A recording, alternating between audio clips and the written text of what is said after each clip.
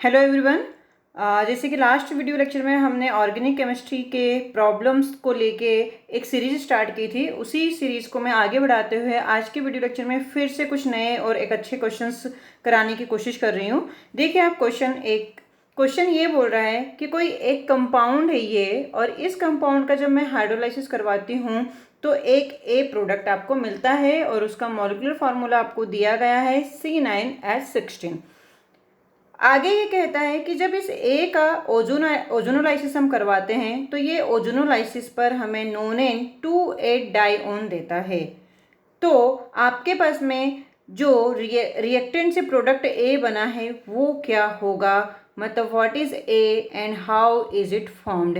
ये बहुत ही अच्छा क्वेश्चन है। तो आपको सबसे पहले ये सोचना होगा कि ए क्या होगा, ठीक है ना। रिएक्शन मैकेनिज्म आप करवाएंगे उससे भी ये होगा, लेकिन आपको सबसे पहले ये थिंक आउट करना होगा कि C9H16 क्या होना चाहिए कि उसका मैं ओजोनोलाइसिस करूं तो मुझे नोनेन 2,8 डाइओन मिले।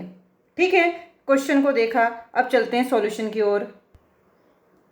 सबसे पहले हम सॉल्यूशन में देखें कि ए है वो ओजोनोलाइसिस पर आपको क्या दे रहा है, नोनेन 2,8 डाइओन दे रहा है अकॉर्डिंग टू क्वेश्चन।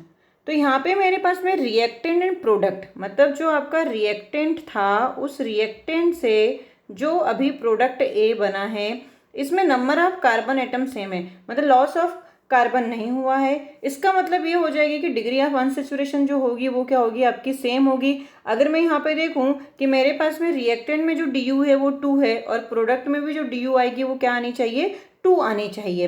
तो ये कहीं ना कहीं जो प्रोडक्ट होगा वो हमारा साइक्लोएल्किन होना चाहिए। यहाँ से मुझे ये आइडिया मिला, ठीक है ना। अब देखिए अगर ये साइक्लोएल्किन है और आपके पास में रिएक्टेंट में नंबर ऑफ कार्बन एटम को ये कम नहीं करता है, तो अगर मैं CH यहाँ पे CH2 आएगा एंड यहाँ पे भी मैं CH2 then C double bond CH3 इसका हम अगर ओजोनोलाइसिस करवाते हैं तो आपको पता है कि ओजोनोलाइसिस में हम क्या करवाते हैं। ओजोनोलाइसिस में मैंने आपको ट्रिक बता रखी है कि जब भी हम ओजोनोलाइसिस करवाएंगे तो ये डबल बॉन्ड तोड़ेंगे और दोनों साइड एक एक ऑक्सीजन हम दे देते हैं। तो जब एक एक ऑक्सीजन हम इसको देंगे तो आपको यहाँ पे जो रिएक्टेंट से प्रोडक्ट मिलेगा, ये एक ऑक्सीजन यहाँ पे लग जाएगा, एक ऑक्सीजन यहाँ पे लग जाएगा, है ना। तो आपका जो प्रोडक्ट मिल रहा है वो प्रोडक्ट यहाँ से मिल जाएगा आपको, है ना। इन आगे फिर क्या होगा देखें, प्रोडक्ट बना के बताऊँ क्या। इसको बस क्या करना है, आपको डबल बॉन्ड ओ को हटाना है और ओ लगाना है, सेम रहेगा। तो आगे इतना कुछ खास नहीं है, लेकिन फिर भी मैं बना देती हूँ प्रोडक्ट, आपको कन्फ्यूज़न ना हो इसलिए। CH2 देन यहाँ पे मेरे पास में CH2 आया, यहाँ पे CH2 था, यहाँ पे मैं C double bond O CH3 लिख देती हूँ, यहाँ पे मैं CH2 C double bond O CH3 लिख देती हूँ। अभी तो मेरे पास इतना आया। अब क्या होगा, समझ में आया कि ये मुझे एक आइडिया मिला कि आपके पास में ओजोनोलाइसिस पे जो प्रोडक्ट आपको बोल रहा था, क्या बोल रहा था, क्या बन रहा था। अगेन हम क्वेश्चन की ओर जाएंगे और उसमें बोल रहा था नोनेन 2,8 डाइओन। तो देखिए 1 2 3 4 5 6 7 8 9 कार्बन है और फर्स्ट एंड ये देखिए 1 2 3 4 5 6 7 8 9, राइट। तो ये हमारे पास में था नोनेन डाइओन 2,8 डाइओन, 2 and 8 पे आपके पास में क्या आ गया है, तो ये आंसर हमारा आ गया। अब इसका और अगर आपको आगे मैकेनिज्म के थ्रू और जाना है, डिटेल में जाना है, मैकेनिज्म से H+ की रिएक्शन करवानी है तो उसको भी मैं बता देती हूँ, ऑल्दो हमारा आंसर यहीं पे आ जाता है ना। चलिए आगे बढ़ते हैं। ये मेरा रिएक्टेंट था। इस रिएक्टेंट पे सबसे पहले क्वेश्चन में जब दिया गया था तो बोला गया था कि आपको H+ के साथ में रिएक्शन करवाना है। तो इसका H+ का रिएक्शन जब होगा तो एसिड कहाँ रिएक्ट करेगा, ऑक्सीजन के लोन पेयर के ऊपर अटैक करेगा, तो ये H+ यहाँ पे आ जाएगा। तो नेक्स्ट कंडीशन हमारे पास में क्या आती है, नेक्स्ट कंडीशन हमारे पास में आएगी यहाँ पे आपका जो CH है वो वैसा का वैसा रहेगा, O पे मैं यहाँ पे एक H और एक H यहाँ पे आएगा, ऑक्सीजन पे प्लस चार्ज आ जाता है।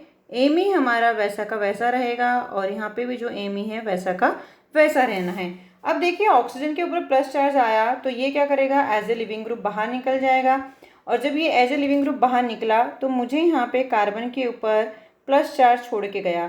तो कार्बन के ऊपर मुझे प्लस चार्ज छोड़ के गया मतलब कार्बोकेटायन बन गया, एक Ame ऑलरेडी यहाँ पे था। अब ध्यान से देखिए कि ये वाला जो कार्बन है आपका, ये 2 डिग्री का कार्बन है, मतलब 2 डिग्री का कार्बोनियम आयन यहाँ पे बनता है ना। कार्बोनियम आयन यहाँ पे 2 डिग्री का बनता है। अब अगर मेरे पास में कहीं पे शिफ्टिंग हो तो शिफ्टिंग के थ्रू मैं क्या करा सकती हूँ, शिफ्टिंग के थ्रू हम रीअरेंजमेंट करा सकते हैं। और अगर वाया रीअरेंजमेंट कार्बन की स्टेबिलिटी कार्बोकेटायन की स्टेबिलिटी अगर बढ़ती है तो हम शिफ्टिंग जरूर कराएंगे। तो यहाँ पे आप देखिए कि अगर मैं मिथाइल शिफ्ट कराती हूँ, मिथाइल शिफ्ट, या जैसे कि हमारे पास में यहाँ पे एल्काइल शिफ्ट करा देती हूँ, मैं एक रिंग का यहाँ पे ब्रेक करती हूँ, इस रिंग को ब्रेक करूँगी तो हम इसे बोलेंगे रिंग एक्सपांशन। जब ये यहाँ से टूटेगा तो आपके पास में यहाँ पे ये इस तरह से बॉन्ड बनता हुआ दिखाई देगा।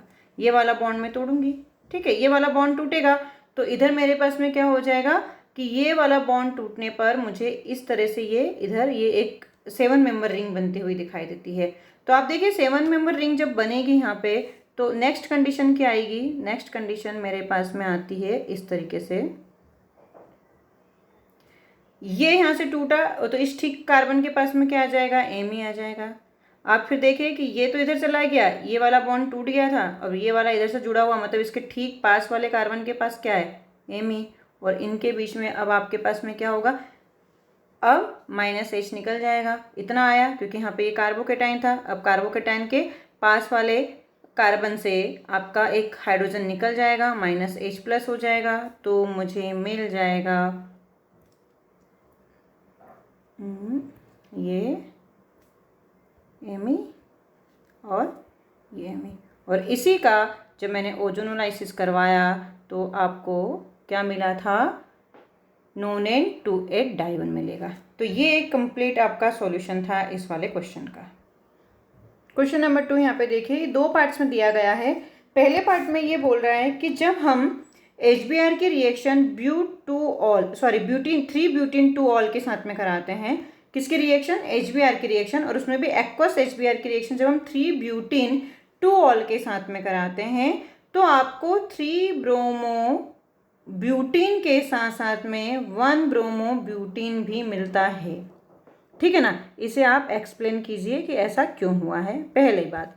दूसरी बात में ये कहता है कि जब हमारे पास में HBr और 2-ब्यूटीन-1-ऑल के बीच में रिएक्शन होती है तो प्रोडक्ट क्या बनेगा, तो predict the product of the reaction between HBr and 2-ब्यूटीन-1-ऑल।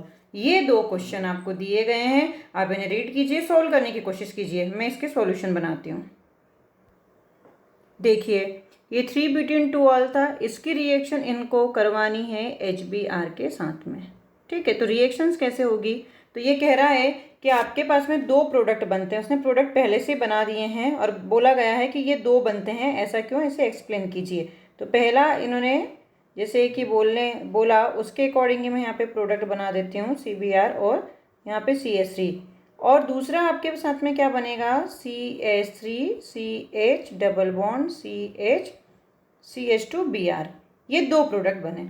अब देखिए हम इसको इस तरह से एक्सप्लेन कर सकते हैं, ये कौन सी रिएक्शन होगी, सबसे पहले तो 2 स्टेप टाइप की रिएक्शन होगी, मतलब SN1 मैकेनिज्म के थ्रू ये रिएक्शन होगी। और वो कैसे होगी देखते हैं हम।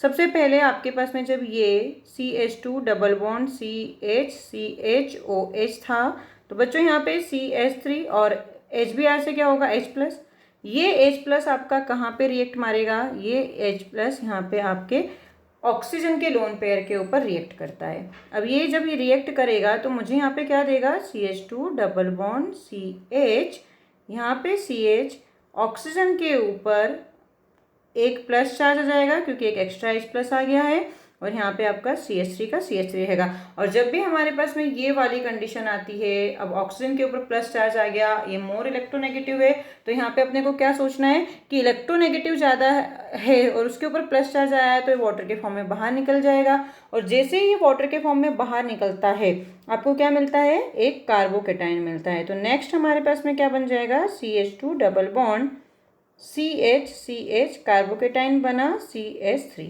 राइट।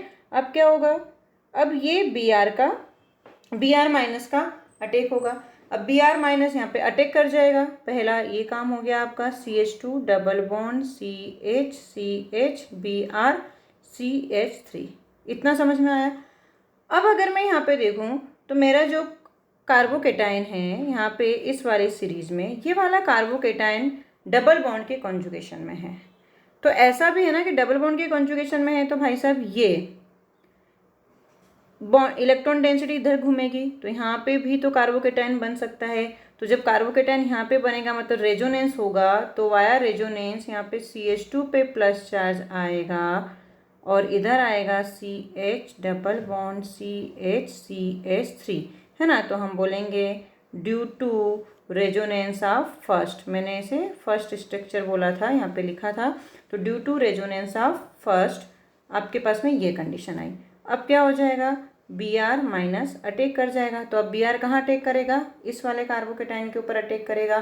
तो यहाँ पे प्रोडक्ट क्या बन जाएगा, CH2 Br CH double bond CH3। यही अपना एक्सप्लेनेशन था कि रेजोनेंस और SN1 मैकेनिज्म यहाँ पे फॉलो होगा, इसलिए आपके जो product 3 bromo 1 butene and 1 bromo 2 butene दोनों ही बनेंगे। ये अपना ए पार्ट कंप्लीट होता है। बी पार्ट में वो क्या बोल रहा था, याद है बी पार्ट कह रहा था कि मेरे पास में अगर 2 ब्यूटीन 1 ऑल है और उसकी रिएक्शन में HBr से कराऊं तो प्रोडक्ट क्या बनेगा, राइट। तो बी पार्ट में CH3 CH double bond CH2OH है। यहाँ पे ब्यूट 2 in 1 ऑल लिया गया, इसकी रिएक्शन मुझे HBr से करानी है। तो सबसे पहले H प्लस आया, H प्लस क्या करेगा, वाटर पे अटैक करेगा। तो यहाँ पे मेरे पास में मिलने वाला है CH3 CH double bond CH2OH और ये प्लस चार्ज आ गया, वाटर निकलेगा, -H2O हुआ, तो आपका कार्बोकेटाइन बना CH3 CH double bond CH2 पे प्लस चार्ज आया। बोलो इतना समझ में आया। अब आगे क्या होगा, अगेन यहाँ पे मेरे पास में क्या हो रहा है भाई, अगेन यहाँ पे कॉन्जुगेशन आ रहा है। तो एक बार तो आपका Br यहीं पे अटैक कर जाएगा, ठीक है। तो मैं यहीं पे Br का अटैक करवा देती हूँ, Br माइनस। तो आपके वो मिलेगा CH3 CH double bond CH2 Br, right.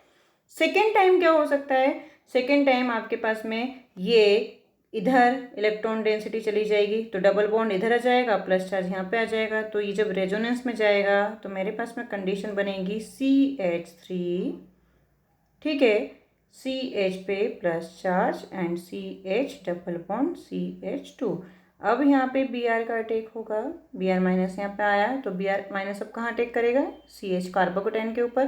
तो CH3 CH Br CH double bond CH2, ठीक है ना। तो यहाँ पे जो प्रोडक्ट बना वो क्या होगा, आइडेंटिकल प्रोडक्ट। देखो यहाँ पे क्या हो रहा है आपके पास में, ये एक प्रोडक्ट बन गया और एक प्रोडक्ट बन गया। तो आइडेंटिकल प्रोडक्ट्स आर फॉर्म्ड या ऑब्टेन्ड विद बोथ एल्कोहल। इतना समझ में आ गया। तो ये अपना क्वेश्चन नंबर 2 था। अगर नहीं समझ में आया तो एक बार फिर से बैक साइड जाइए और समझिए।